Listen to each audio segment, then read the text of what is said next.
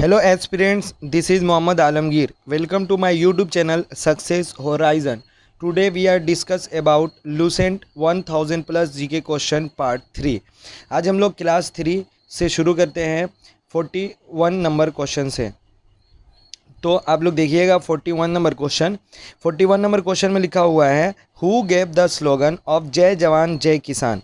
जय जवान जय किसान का नारा किसने दिया था? हम लोग जानते हैं इसका नारा जो दिया था वो लाल बहादुर शास्त्री ने दिए थे।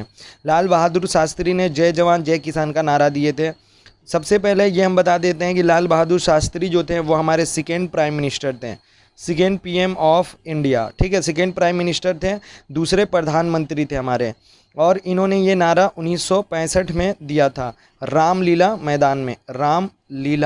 रामलीला मैदान में दिल्ली, रामलीला मैदान दिल्ली में इन्होंने क्या दिया था? ये नारा दिया था, याद रखिएगा। सेकेंड चीज़ देखिएगा दोस्तों इसके बाद कि हम लोग इतना तो जानते हैं कि जय जवान जय किसान ने नारा लाल बहादुर शास्त्री ने दिया, लेकिन हमारा अगला जो है कि जय जवान जय किसान के साथ, जय जवान जय किसान के साथ जय विज्ञान, ठीक है, इसको ऐड किया था। किसने ऐड किया था? ये पूरा जय जवान जय किसान और जय विज्ञान पूरा ये नारा दिया था अटल बिहारी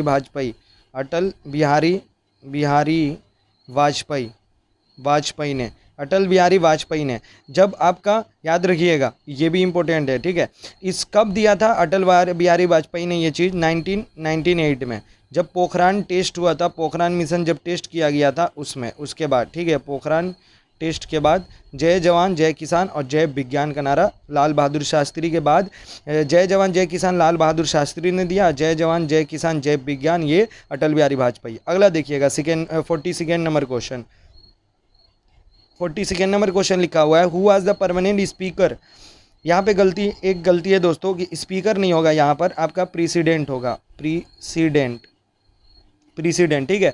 पूछा गया है कि कौन जो हमारे हैं संविधान सभा का स्थायी अध्यक्ष कौन है? देखिए हम लोग जानते थे सबसे पहले हमारा मीटिंग जो कॉन्स्टिट्यूएंट असेंबली का बैठा था वो 9 दिसंबर आपका 1946 में बैठा था, ठीक है, 1946 में बैठा था। सबसे पहला मीटिंग आया था कॉन्स्टिट्यूएंट असेंबली का। और इसके जो हमारे अध्यक्ष बनाए गए थे नॉन परमानेंट, वो थे हमारे डॉक्टर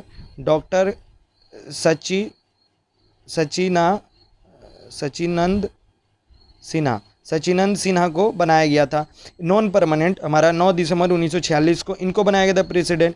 लेकिन इसके बाद जब 11 दिसंबर को मीटिंग हुआ, उसमें परमानेंट प्रेसिडेंट बना दिया गया, किन्हें बना दिया गया? डॉक्टर राजेंद्र प्रसाद को परमानेंट, ये हमारा स्पीकर नहीं दोस्तों, परमानेंट प्रेसिडेंट यानी अध्यक्ष बना दिया गया राजेंद्र प्रसाद को। अगर स्पीकर ही अगर पूछ ले मान लीजिए तो आप याद रखिएगा जेवी मावलंकर, ठीक है, जेवी मावलंकर सबसे पहले स्पीकर थे हमारे कॉन्स्टिट्यूएंट असेंबली। हमारे सबसे पहले स्पीकर कौन थे हमारे? वो हमारे थे जेवी मावलंकर। और भी एक याद रखिएगा कि हमारे इसको आइडिया कॉन्स्टिट्यूएंट असेंबली का सबसे पहले किसने दिया था? 1934 में सबसे पहले इसके आइडिया जो देने वाले थे ना वो दिए थे एम एन राव। ये भी बहुत इंपॉर्टेंट है। एम एन राव ने सबसे पहले कॉन्स्टिट्यूएंट असेंबली का आइडिया दिया था। कॉन्स्टिट्यूएंट असेंबली का आइडिया देने वाले सबसे पहले थे एम एन राव। चलिए अगले क्वेश्चन की तरफ बढ़ते हैं। अगला क्वेश्चन देखिएगा, हमारा अगला क्वेश्चन है कि who was the chairman of drafting committee of the constituent assembly. संविधान सभा की प्रारूप समिति के अध्यक्ष कौन थे? ठीक है, हमारा पूछा गया है प्रारूप समिति के अध्यक्ष कौन है? प्रारूप समिति यानी ड्राफ्टिंग कमेटी के कॉन्स्टिट्यूशन असेंबली का जो ड्राफ्ट तैयार हो रहा था उसके जो हमारे अध्यक्ष प्रेसिडेंट कौन बनाए गए थे? सब कोई को पता है, डॉक्टर भीमराव अंबेडकर। और याद रखिएगा टोटल कितने इस ड्राफ्टिंग कमेटी में टोटल कितने मेंबर थे? टोटल 7 मेंबर्स थे। ये भी पूछ लेता है, टोटल 7 मेंबर्स थे। चलिए अगला क्वेश्चन देखिए, हमारा अगला क्वेश्चन लिखा हुआ है on which date is World Red Cross Day celebrated. World Red Cross Day कब मनाया जाता है? विश्व रेड क्रॉस दिवस किस तारीख को मनाया जाता है? याद रखिएगा 8 मई को मनाया जाता है। इसी के साथ रेड क्रॉस डे के साथ एक और डे मनाया जाता है red crescent crescent day, red crescent day मनाया जाता है 8 मई को ही, ठीक है। 8 मई को रेड क्रिसेंट डे मनाया जाता है। और याद रखिएगा ये किसके बर्थ पे मनाया जाता है, ये भी इंपॉर्टेंट है, याद रखिएगा। हेनरी हेनरी हेनरी डोरेंट, ठीक है, हेनरी डुनेंट, हेनरी डुनेंट के हेनरी डुनेंट के बर्थ पर मनाया जाता है, बर्थडे पर, ठीक है। उनके जिस दिन बॉर्न हुए थे 8 मई, उसी दिन ये दोनों वर्ल्ड रेड क्रॉस डे और और रेड क्रिसेंट डे भी मनाया जाता है उसी दिन। अगला क्वेश्चन देखिएगा हमारा, which country is famous of as sunrise country. आप लोगों को पता है कि सनराइज कंट्री यानी आपका सूर्य उदय कहाँ पर होता है, किस दिशा जो हमारा प्रदेश कहलाता है, ठीक है। सूर्य उदय का देश किस के नाम से कौन सा देश हमारा जाना जाता है, प्रसिद्ध है जापान, सबको पता है। और इंडिया में सबसे पहले कहाँ निकलता है, अरुणाचल प्रदेश, सबसे पहले अरुणाचल प्रदेश। 46 नंबर क्वेश्चन देखिएगा, on which date is International Women's Day celebrated. अंतर्राष्ट्रीय महिला दिवस किस तारीख को, किस तिथि मनाया जाता है, बताइएगा। 8 मार्च, बहुत इंपॉर्टेंट है, ये भी याद रखिएगा। अब बहुत आसान क्वेश्चन है ये, लेकिन इसके साथ और भी एक याद रखिएगा इसका थीम, कि 2021 में इसका थीम क्या रहा है, ठीक है। इसका थीम 2021 में क्या रहा है, choose to challenge, choose to challenge, ये इस साल का थीम रहा है। 8 मार्च को वर्ल्ड इंटरनेशनल वुमेंस डे का जो थीम रहा है वो चूज टू चैलेंज रहा है, एकदम इंपॉर्टेंट है, याद रखिएगा। अगला देखिए, which is the smallest state in India in terms of area. Area के हिसाब से सबसे छोटा कौन है, गोवा। और अगर पूछे पॉपुलेशन के हिसाब से, पॉपुलेशन के हिसाब से अगर सबसे छोटा पूछे तो कौन है, सिक्किम, सबसे छोटा है सिक्किम, ठीक है, ये याद रखिएगा। दूसरा, अगर सबसे बड़ा पूछ ले, लार्जर, ठीक है, लार्जर में अगर पूछे कि एरिया के हिसाब से, एरिया के हिसाब से सबसे बड़ा कौन है, राजस्थान, राजस्थान जो है सबसे बड़ा है एरिया के हिसाब से। अब पॉपुलेशन के हिसाब से अगर पूछे कि सबसे बड़ा कौन है, तो अभी यूपी है सबसे बड़ा। और पॉपुलेशन डेंसिटी यानी पॉपुलेशन का घनत्व के हिसाब से पूछेगा तो कौन है भाई, बिहार अभी सबसे ज़्यादा है, ठीक है। बिहार में कम किलोमीटर में ज़्यादा लोग रहते हैं। चलिए अगला क्वेश्चन देखिएगा, Onam is the famous festival on which state. Onam किस राज्य का प्रसिद्ध त्यौहार है, केरला, केरला का बहुत ही फेमस त्यौहार है हमारा ओनम। चलिए अगला क्वेश्चन देखिएगा, when did Delhi become the capital of India. Delhi कब बना था कैपिटल, दिल्ली को कोलकाता से शिफ्ट करके दिल्ली में कैपिटल बना दिया गया था। इंडिया का कैपिटल कोलकाता, कलकत्ता के नाम से उस वक्त जाना जाता था, उसको शिफ्ट करके 1911 में हमारा दिल्ली कर दिया गया था, ठीक है। और इस वक्त हमारा वाइसरॉय कौन थे, ये भी पूछ लेता है। तो इस वक्त हमारे वाइसरॉय जो थे वो थे लॉर्ड हार्डिंग। कौन थे, लॉर्ड हार्डिंग थे। इस वक्त लॉर्ड हार्डिंग जो थे वो हमारे वाइसरॉय थे, याद रखिएगा। जॉर्ज 5 के आने की खुशी में, जॉर्ज 5 के आने की खुशी में दिल्ली दरबार भी लगा था ऑन 12 दिसंबर 1911 को, ठीक है। और इसी दिन हमारा क्या हुआ था, दिल्ली डिक्लेयर हुआ था कैपिटल, ठीक है, यानी दिल्ली को राजधानी बना दिया गया था। आइए अगला क्वेश्चन जानिएगा हमारा, which is the brightest planet. सबसे चमकीला प्लैनेट कौन है, याद रखिएगा हमारा वो है वेनस यानी शुक्र, ठीक है। शुक्र जो है, वेनस जो है वो हमारा सबसे चमकीला प्लैनेट है 8 प्लैनेट में से। और भी एक बात याद रखिएगा हमारा कि इसको ट्विन सिस्टर ऑफ अर्थ भी कहा जाता है, ट्विन सिस्टर ऑफ अर्थ भी कहा जाता है, ठीक है। और सबसे करीब में वेनस ही है अर्थ का।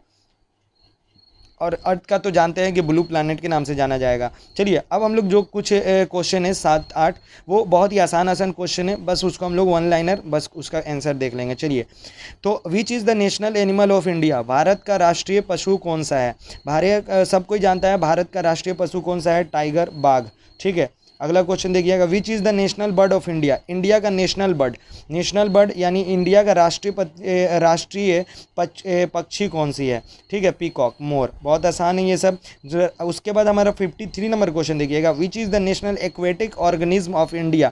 भारत का राष्ट्रीय जलीय जीव कौन सा है, जल का राष्ट्रीय हमारा जीव कौन सा है, गैंगटिक डॉल्फिन। देखिए दोस्तों, ये हमारा हम लोग सिर्फ क्या डॉल्फिन मार देते हैं, लेकिन याद रखिएगा गैंगटिक डॉल्फिन, गंगा की जो डॉल्फिन होती है वो हमारे क्या है, राष्ट्रीय जलीय जीव है, याद रखिएगा। अगला क्वेश्चन देखिए, which is the national fruit of India. Bharat का राष्ट्रीय फल कौन सा है, मैंगो। और इसका हमारा जो है मैग्नीफेरा इंडिका, इसका साइंटिफिक नेम भी याद रखिएगा, मैग्नीफेरा इंडिका इसका साइंटिफिक नेम भी याद रखिएगा मैंगो का। चलिए अगला क्वेश्चन देखते हैं हम। अगला क्वेश्चन है which is the national flower of India, Bharat का राष्ट्रीय फूल कौन सा है? लोटस, कमल का फूल। ठीक है, अगला क्वेश्चन देखिए which is the national tree, Bharat का नेशनल आपका राष्ट्रीय पेड़ कौन सा है? Banyan tree.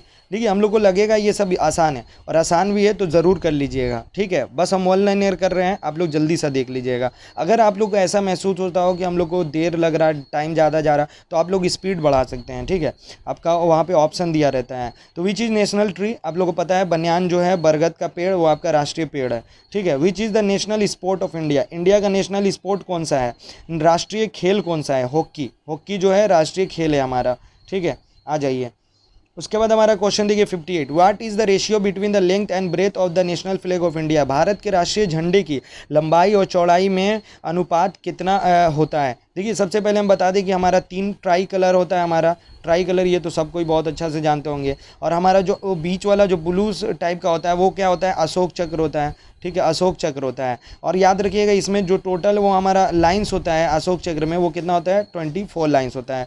इसके बाद आ जाइए रेशियो हम बताते हैं। तो लेंथ और ब्रेथ यानी लंबाई और चौड़ाई का जो अनुपात होता है वो 3:2 होता है। और ख्याल से ये देखिएगा कि अगर कभी ब्रेथ और लेंथ का अगर पूछ दे, यानी पहले ब्रेथ कर दे, पहले चौड़ाई कर दे, बाद में लंबाई, तो पहले 2 हो जाएगा, बाद में 3 हो जाएगा। ये भी ख्याल रखिएगा।